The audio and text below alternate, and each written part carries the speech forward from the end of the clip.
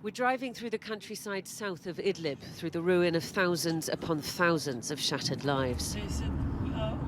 This was a front line in 2019, long before the Islamist fighters of Hayat Tahrir al Sham swept south from their Idlib stronghold and seized Damascus. Now it is rubble and minefields and abandoned Russian-made tanks.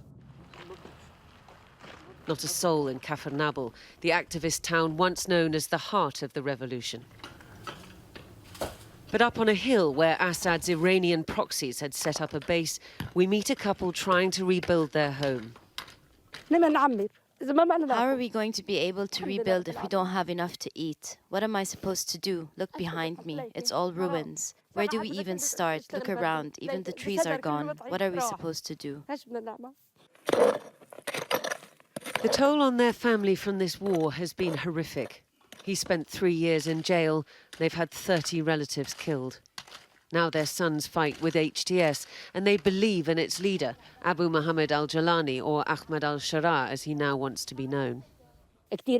He's such a decent man with great manners, a man of religion, a man with morals. Everything about him is moral. If he takes over, the entire country will be fine. We came to Idlib to find out what people who've lived under HTS and al-Sharaa think about his rule.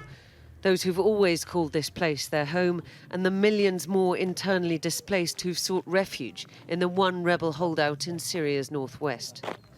One of Jalani, or Ahmad al-Sharaa's big achievements up here in Idlib has been to stop the various factions from fighting one another and unite them under one authority.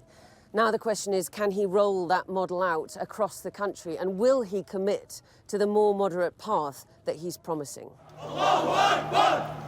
Some reflexes may be hard to shift. We filmed him a few days ago telling a journalist to cover her head, a clip which had people asking just how secular a one-time Islamist could be. But he has renounced his al-Qaeda roots, and those we speak to up in Idlib say they don't believe he's an extremist. He seems to be a normal guy. I don't think he's ISIS. None of his actions show that. He's just a guy like me. He's just a normal person like everyone. But he takes over a broken, traumatized nation. We meet another family leaving the camps, returning home, but without their father. His wife knew he'd been sent to the infamous Sednaya prison, but she found out this week that he was dead.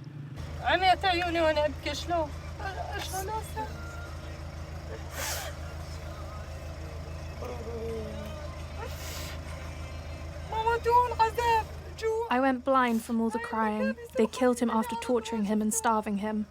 Do you know those iron presses that they used? My son was only 1 year old when they took him away. He doesn't know anything about his father. Her son tries to console her.